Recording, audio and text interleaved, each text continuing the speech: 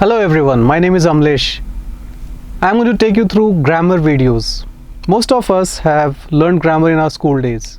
In our videos, we are going to simplify the concept and make it so easy to understand that you can implement and apply and improve at the same time.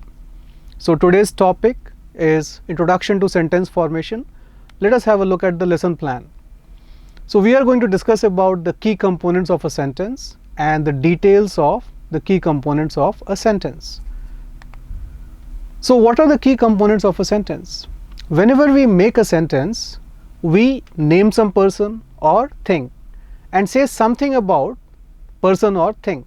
In other words, we must have a subject to speak about and we must say or predicate something about that subject. So let's take an example. I am going to present a video. So here, who is talking? I am the person who is talking. And what am I talking about? I am talking about presenting a video. So I becomes the subject in this case and presenting the video becomes the predicate in this case. So whenever we form a sentence, we have to focus on these two aspects, subject and predicate. Now let us have a look at the key components of a sentence. So every sentence has two parts. As we discussed just now, the part which names the person or thing we are speaking about, this is called the subject of the sentence. So in this world, whatever you want to speak about, whomsoever you want to speak about will become the subject. We can take a lot of examples to understand this. Now walking is good for health. So in this case, we are talking about what? Ask this question. What? We are talking about walking. So walking becomes a subject. Everybody who is sitting in this room is amazing. So we are talking about who? Everybody sitting in this room. That becomes the subject. Now let us look at the other part. The part which tells something about the subject, this is called the predicate of the sentence. So obviously when we are going to speak about somebody or something, we are going to add additional information. So unless we add information, that will not make sense to the person who is listening to us or reading our sentences in case we are writing. So whatever we express about the subject we have chosen is called the predicate of the sentence. Now let us do a quick exercise. In the following sentences, separate the subject and the predicate. So have a look at the first sentence. It says sit down.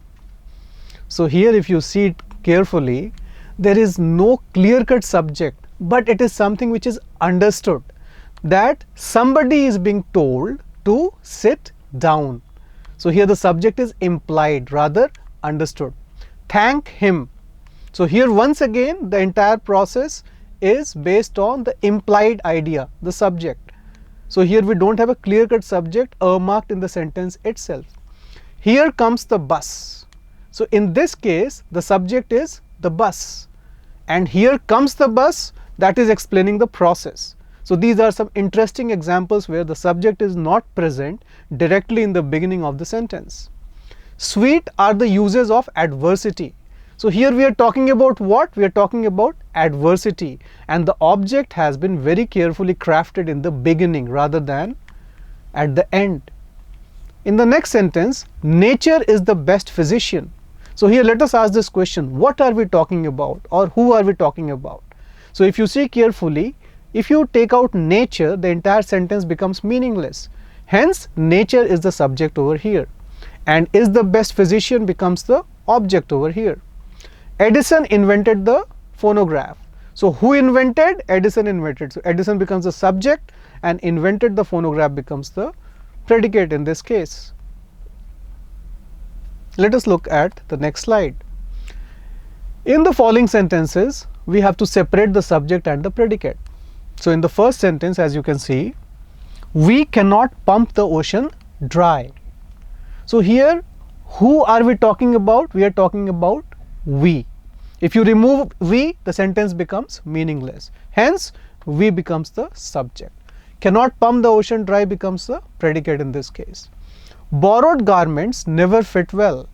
So in this particular sentence, borrowed garments is what we are talking about. So that becomes the subject, and never fit well becomes the predicate. The early bird catches the worm. So in this case, who catches the worm? The early bird catches the worm. So the subject is the early bird and the predicate is catches the worm. The beautiful rainbow soon faded away.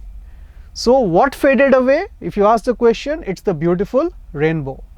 So beautiful rainbow becomes the subject. Soon faded away becomes the predicate. No man can serve two masters. So who can serve two masters? No man. So no man becomes the subject and can serve two masters becomes the predicate. A sick room should be well aired. So what should be well aired? A sick room. So the subject is a sick room and the predicate is should be well aired. The dewdrops glitter in the sunshine. So what glitters in the sunshine? The dewdrops. So the dewdrops becomes the subject and glitter in the sunshine becomes the predicate. So as you can see, it's very easy to ask questions. Who is doing something, what is happening, or who is being talked about. If you ask these questions, you will be able to identify that part of the sentence based on which the other information is provided, and in this way you can separate the subject and the predicate.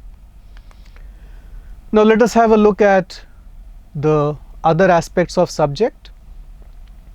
So most of the times a noun is a word used as the name of a person, place or the thing. The word thing is used to mean anything that we think of. So noun is one of the parts of speech in English language, and we need to understand the technicality, which we'll be doing in subsequent videos. So all the names in this world, be it of a person, place or thing, or anything you can think about, becomes a noun. It is a noun. And a pronoun is a word used instead of a noun. So here we can take some examples both for nouns and pronouns. So as far as noun is concerned, it's very easy. Now let's take anything you want to talk about. I want to talk about this remote in my hand, so this remote becomes a noun. I want to talk about birthday party, so birthday party becomes a noun. I want to talk about feelings, emotions, I want to talk about inspiration, motivation, I want to talk about technology, whatever I want to talk about, whomsoever I want to talk about becomes a noun. It just has to have a name. Pronouns are used in place of nouns. For example, I, me, we, you, they, she, it, all these come in the category of pronouns.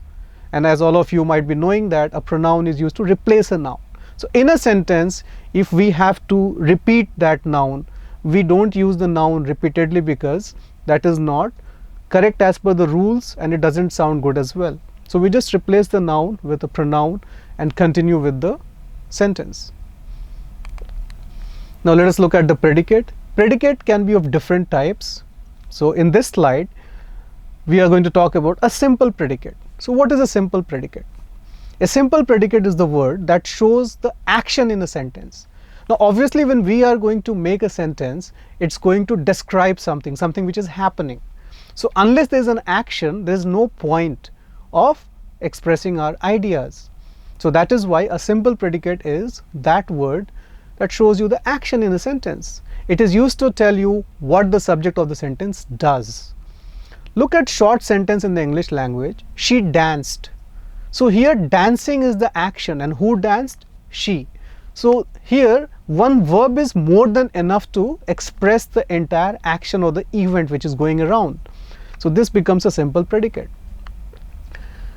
This sentence is a very simple example of what predicates are, since the predicate is expressed entirely by one verb. And a simple predicate may also be a short verb phrase at times. So we have understood what is a simple predicate.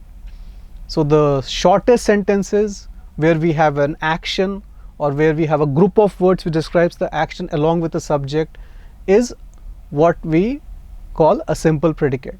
Now let us look at some examples. Some more examples of simple predicates are as follows. The simple predicates is in bold in each example. I sing. So in this case, I am the subject and sing is expressing the action over here. So that becomes a simple predicate. He was cooking dinner. So here the process of cooking dinner becomes the simple predicate. We saw the cat outside. So here saw is the simple predicate. I walked the dog. So here walked is the simple predicate. Anthony wrote to his friend. So here wrote is the simple predicate. They ate all the candy. So here ate describes the process of eating, that's a simple predicate. And my aunt moved. So here movement is describing the action, that's a simple predicate. Now in addition to simple predicates, there are also compound predicates. So obviously all of you know what is a compound. Compound is combination of more ideas. So a compound predicate gives two or more details about the same subject and has two or more verbs joined by a conjunction.